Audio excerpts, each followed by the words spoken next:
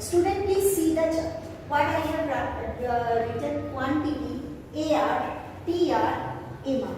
Okay. Now see what is AR. AR is falling. Right? It is not an example of the perfect competition. See, AR per unit is changing, but in perfect competition, what is happening? AR is fixed. Clear? So as the AR is falling down, so by this table you can understand that I am not talking about perfect competition. I am talking about any other.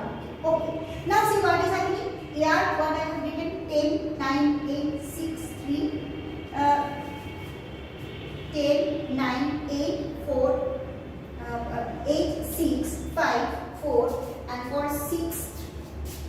Okay, price per unit is falling. Now, here 1 into 10, 10, 9 into 2, 18, 8 into 3, 24, 6 into 4, 24, 5 into 4, 20, 6 into 3, 8. Coming to A1, see what is happening.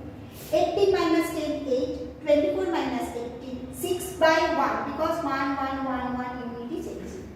24 minus 4, 24, 0. Now 20 minus 24 minus 4, another. 18 minus 20 is minus 2. First of all, you see that value of MR is not equal to AR. Why?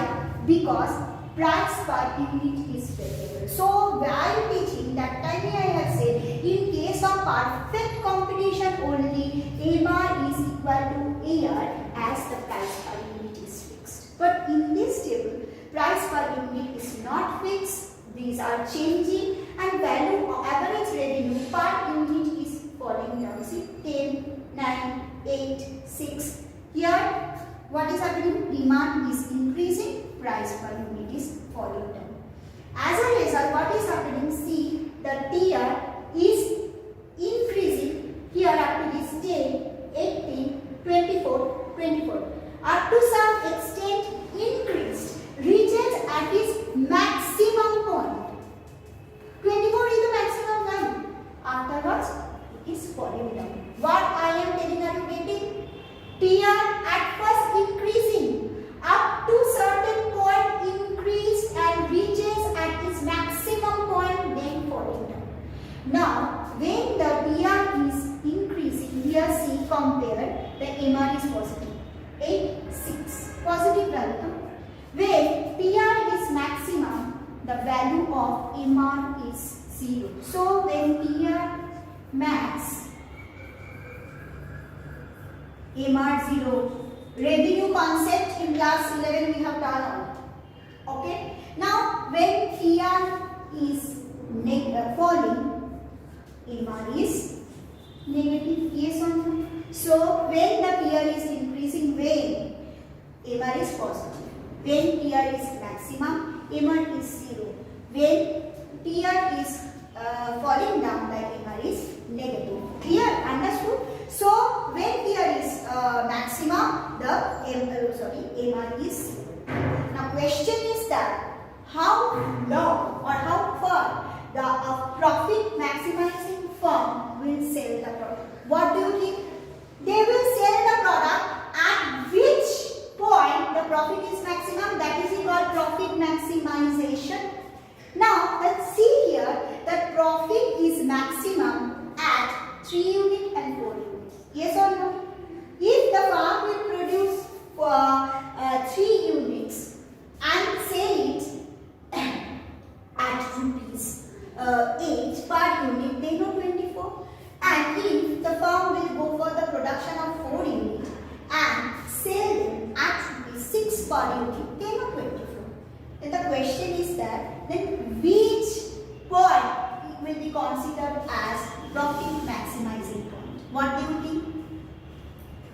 The answer will be 3, not 4. Why? And why if the profit will get maximized at point 3 when here, then why the farm will go for additional production? Whether the farm will produce one additional product by paying some amount of money, when the farm will go for additional production, farm has to pay the additional revenue, a cost which is called MC.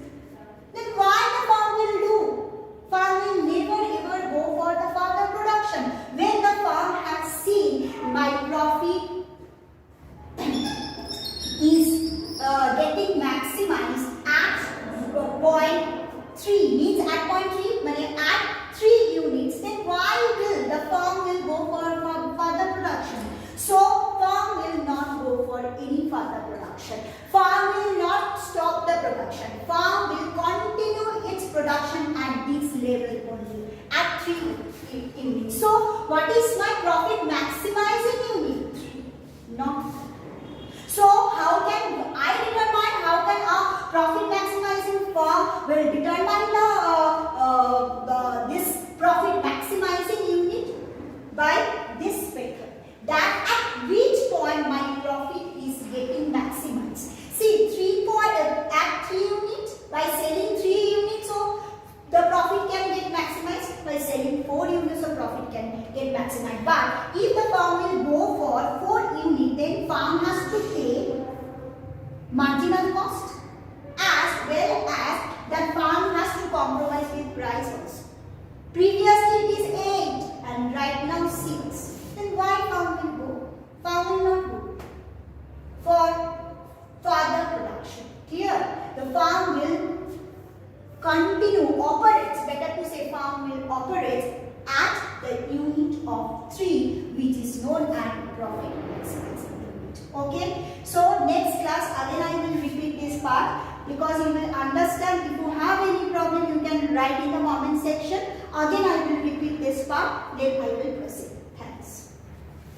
This may be a very long, you can